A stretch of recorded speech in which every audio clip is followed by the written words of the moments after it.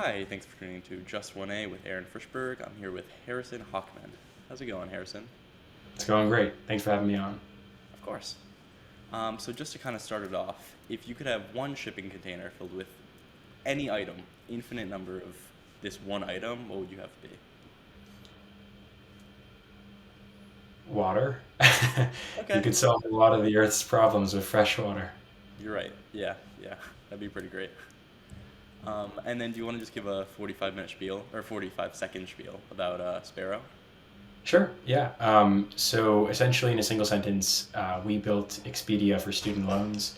So for students that are in school looking to finance that last gap of their education, they can come to us and through a single application, we'll pre-qualify them with a network of lenders, akin to what Expedia does in travel when you're looking for, the right itinerary, and they will find you a priced airline ticket amongst many airlines. That's what we do for borrowers. We have many branches of the business working directly with schools, with credit unions, and banks, but most primarily that's our focus. Okay. And what inspired you to do this?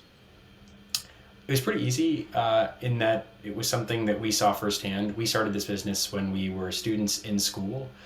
So watching our friends go through a pretty arduous, cumbersome, and anxiety-inducing process without having the right tools or solutions to solve that thing was frustrating. We looked around for the right solutions, didn't find them, decided to build it ourselves, and we're 2 years later. Great. And I read that you went to a talk from the founder of Plaid, and that kind of inspired you to like start an entrepreneurship. Is that you want to talk a bit about that? Sure. So what had happened was this was my first week or first couple of days at Stanford, and I had heard that Zach, the founder of Plaid, was coming on to campus to speak, and Plaid hadn't truly blown up yet in the way that it has most recently, but they were definitely pretty big. Um, and I knew generally where he might be and the auditorium that he might be filling. And then also, this was around the time when the computers switched from USB to USB-C, and I assumed that an adapter would be needed if there was a USB-C to HDMI connection. So went with an adapter. Luckily, he was there, and that was the intro to a short conversation, but one that inspired me to try and go out and do things like him. That's great. Wow. And so was he your inspiration for founding Sparrow, or just kind of like getting started in the industry? I think the inspiration and probably came a week later, actually. I was very, very fortunate enough to go out to the Robin Hood headquarters, which is not too far from Stanford's campus. It's like a 10-minute drive. Um, and I'd grown up, both my parents are lawyers, and so formality was a thing in my childhood, at least in the professional setting. And I was used to seeing these CEOs on magazines, very cut and formal and presented.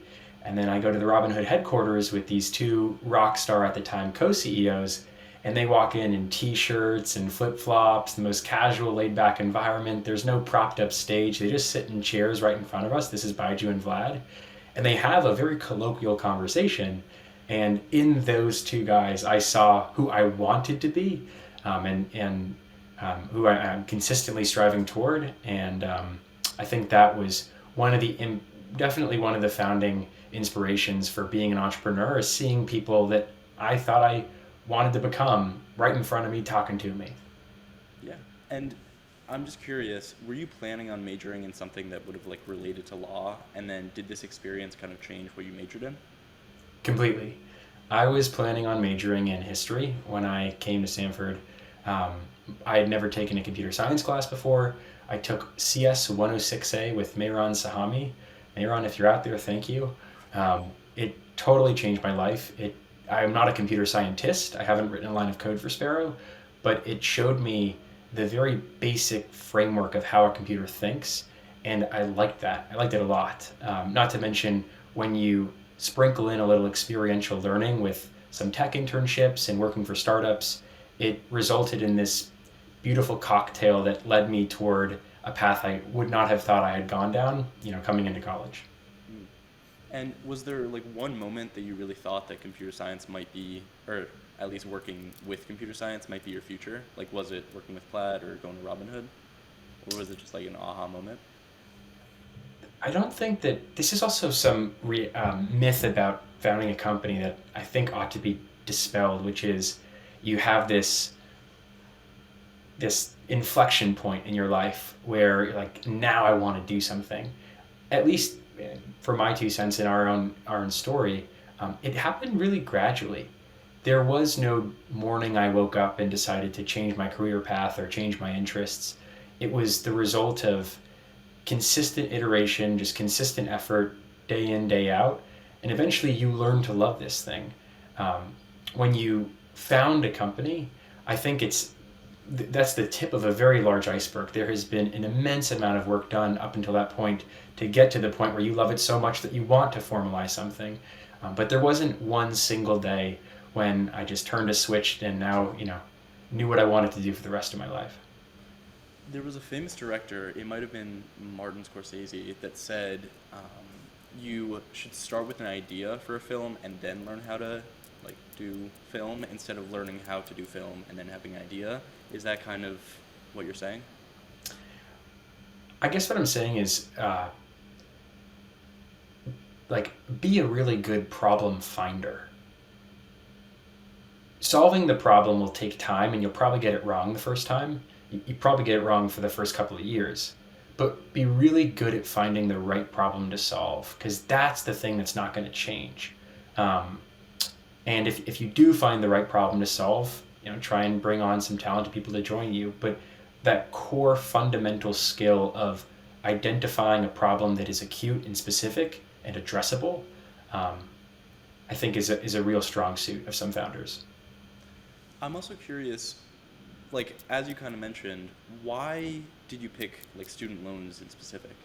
Was it because you were surrounded by it, or was it something that just really interested you? Or was it the perfect problem, I guess you'd say? All the above. It was something that we saw firsthand, so there was the personal aspect to it, the intimate connection to the problem. There's obviously the headlines. Whenever you read something about student loans, it's usually not positive. There are the macro trends. For example, before cancellation, if you were to take student debt, American student debt, both federal and private, and make it its own country by GDP, it would be the 11th largest nation in the world. So there's, both the numbers, the macro, the personal, all of this together felt like a pretty solid reason to go out and try and do something. But there wasn't one particular thing that swayed us more than the other. It was just the amalgamation of all of them. That's really interesting. Wow. And I was also curious about one other thing that you said. You said that you have to find really great people. That's something I've heard from a few other founders. Do you feel that, maybe not the most important, but do you feel that that is the most important, or really one of the most important things about founding a company or starting an idea? Totally. Companies are built by people, and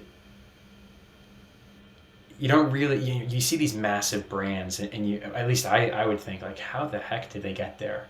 How do you go from a couple of people in somebody's garage or a startup incubator to a massive brand that is recognized nationally or internationally? And it really is the result of a highly talented, but most importantly, passionate group of people putting in their time day in and day out. There is no sexy silver bullet. And that's dissuading to some. They want the quick answer, but it doesn't exist, at least for things not worth working toward. And so having a foundational team to go out and put in that time with is instrumental, I think, to building something for the long term. And did you just find your team on the campus of Stanford, or how did you find your team for Sparrow? So I'm one of 3 co-founders. My other 2 co-founders are Griffin Morris and Daniel Kahn. Both are fantastic. Griffin and I grew up together, so we've known each other since we were this big. He was always consistently smarter than I was. He was always consistently the smartest guy I knew. I went off to Stanford. He went off to this elite program at M&T and Penn. He was still the smartest at the program, and he was going to go do an advanced degree in computer science. And I said, hold up, not so fast. And then Daniel Kahn and I, we first met when we were in Israel partaking in this program together. He was interning for a venture capital firm, and I was founding something in student lending world. We started it as gym buddies. I was impressed by his ability to consistently outlift me, outrun me, outwork me. I mean, his work ethic in the gym was incredible, and it does translate professionally. Um, so together, us three founded this business in May of 2020, and we haven't looked back since. Wow. All right. And I'm also curious, this is kind of just a random question, but do you feel that like going to Stanford or like school like MIT or Penn really helped you in the long run in like founding a company or just really like name recognition or anything? It definitely helped. I don't think you have to go there to found a company or you have to get the degree to be credentialized. Um, but undoubtedly, having it did help us in a couple of ways, most notably the network. Stanford does an unprecedented job at building one of the best networks for founders that at least I know of. The alumni base is incredibly supportive. They have remarkable resources for students that are trying to get access and exposure to young startups or pre-IPO companies. Um, Not to mention just when you're talking to venture capitalists or you're trying to raise capital, Sand Hill Road is adjacent to Stanford's border. You can't miss it if you're going to school. So it really is a nice place to do that. That being said, I have many founder friends who went to schools, if I said, you wouldn't recognize. And they are more passionate, more talented than I or anybody else that I knew went to Stanford are. And so I don't think it's necessary, but it definitely did help me. Wow. Thank you for that. And thank you so much for coming on, Harrison. I guess that's the end of our conversation, but it was really great talking to you, and I appreciate your insight. Yeah, thanks, Aaron. Really appreciate it. All right. Have a great day.